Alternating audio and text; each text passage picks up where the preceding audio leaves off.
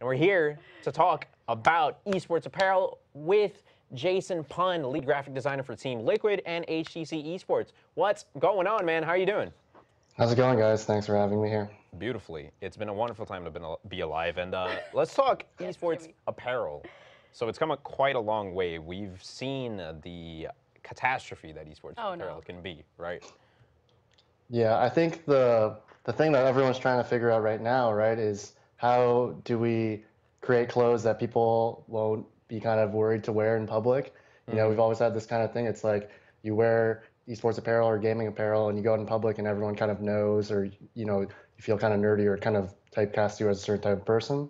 So I think the thing that everyone's trying to do now, right, as esports breaks into the mainstream, is try to make it so that people can be proud to wear the clothes of their favorite team and look good in public knowing, doing that and making it so, you know, like people just like the clothing that you're wearing for the clothing itself.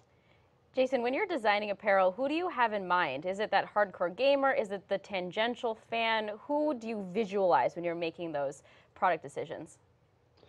Yeah, so I think that's the difficult thing that everyone's trying to navigate right now, is that basically you kind of have this new audience that's more mainstream, that's more fashion forward, but a lot, especially, let's say at Team Liquid, we have a lot of older fans, being a legacy brand, and you have those people who might be a bit more kind of more reserved in terms of what their apparel choices are. So in a sense, you can't do anything that pushes those people away. It's important to kind of have apparel pieces that are accessible to like a wide audience. And I think that's something that's kind of unique to gaming, is that kind of the target and the audience is people from all sorts of different types of backgrounds, especially when it comes to fashion. So I think, especially with what we're doing at Team Liquid, is we're trying to do a blend of both, so that basically any given fan or any given person can go in and find a piece that they like and that they would be proud to rock. And I think that's kind of like the problem and the challenge that everyone's facing going forward right now. Yeah, no, I think Team Liquid's been doing a particularly good job in making clean apparel that is just nice and visually pleasing to look at. You know, it's good stuff that you would actually wear. And when you speak about finding your target demographic and really trying to work on that fine line, I feel like NYXL has done a very good job at sort of really realizing that streetwear is where it's at for a lot of what esports is.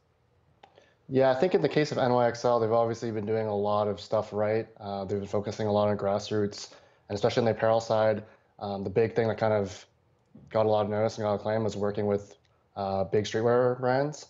Their collaboration with Undefeated was kind of the first of its kind. No one else had ever worked with a streetwear, like a major streetwear vendor at that scale. So I think it's only a matter of time, though, if you think about it, though. Like, there's just so many eyes on the space right now, and even just if you think about for Undefeated, right, it's bringing a lot of attention to their brand, to an audience that they weren't reaching otherwise before. So I think it's only a matter of time before you see more brands stepping in, and you kind of see, I think the main thing to take away from this, and the most important thing, is that what the space needs is for traditional apparel designers and apparel vendors to come kind of help the space out.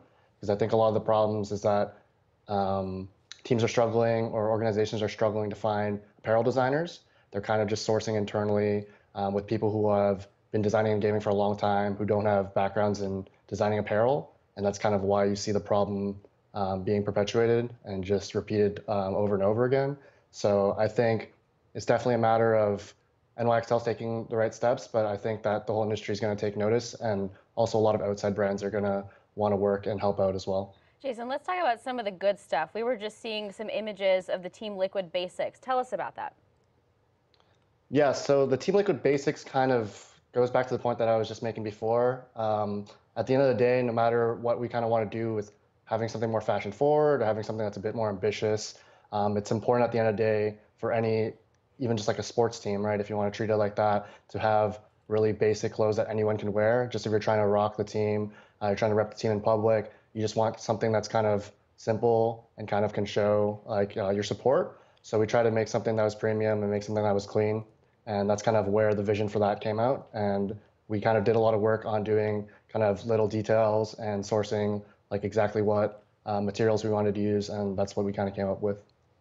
That makes a lot of sense. And we also have a question coming from Twitch chat right now. It's coming from Worst Jester NA, and this is a question I feel like it's on a lot of people's minds.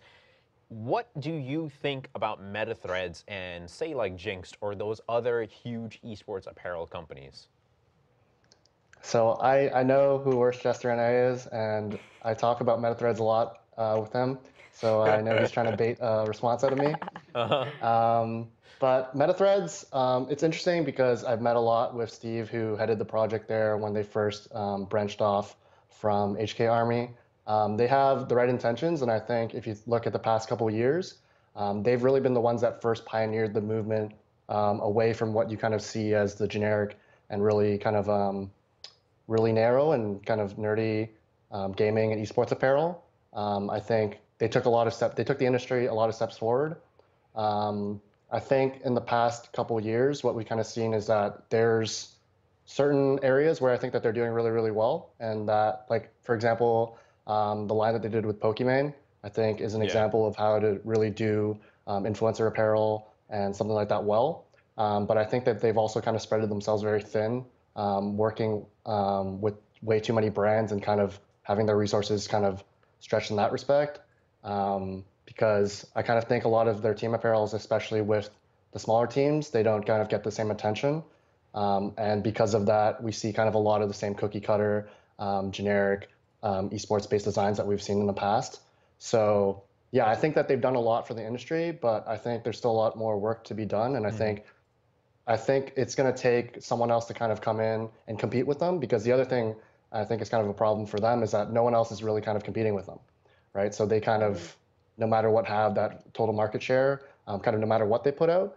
So I think it's going to take another big brand coming in, kind of pushing the envelope and kind of, having that friendly competition to kind of push apparel and push the industry forward. Jason, you mentioned designing for influencers. I want to touch on that a little more. What are some of the differences between designing for, say, an influencer versus designing for an esports team overall? And then tell us also a little bit about the Doublelift line in particular.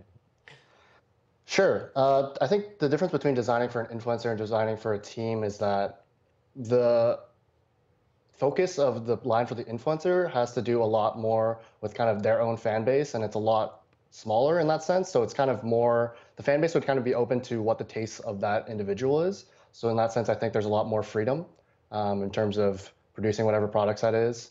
As for Doublelift's line with the Teo, that was done on a Teo's end, and I know there was a lot of discussion about that, given the simplicity of it. But I think in Doublelift's case, like, he wanted pieces that were premium, which is why they chose to work with the Teo. And he also wanted something that like everyone could kind of wear, and it wouldn't.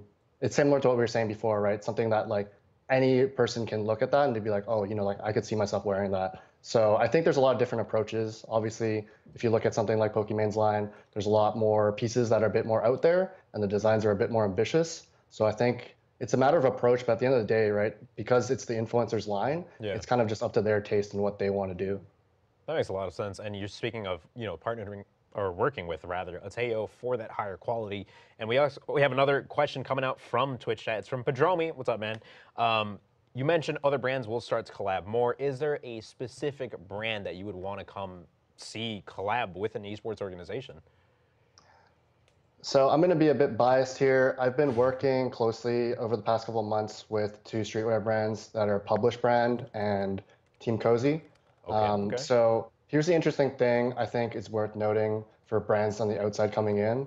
A lot of kind of what we've been trying to do, like what I've been trying to do with these two brands, is find the right alignment that basically fits what their current target and their demographic is, and working in esports in a way that doesn't kind of affect that negatively.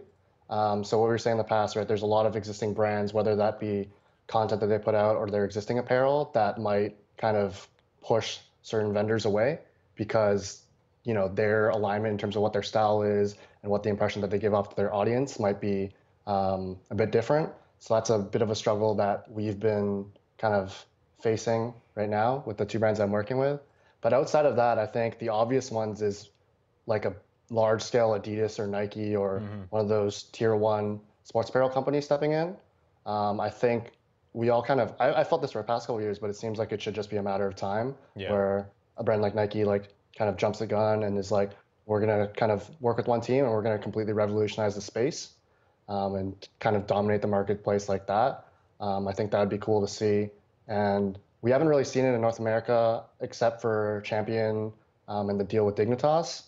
But I think, again, it's like this with every deal and not just in apparel. But these kind of deals are probably all in discussion right now, and it's only a matter of time. All right, this is my favorite question coming out of Twitch chat today. This comes from Tefis, don't know how to say it. But the question is, when are we getting a Team Liquid onesie? Very important question, Jason. I'm pretty sure he knows the answer to this question, but this is something that he should bother Damien, our creative director, or Caleb about. They're kind of completely in charge of doing products like that. We'd love to see it. We'd all love to see it. So I'll do my best to push internally to make it happen. Jimmy will wear it on our next show. Once it comes out. Yeah.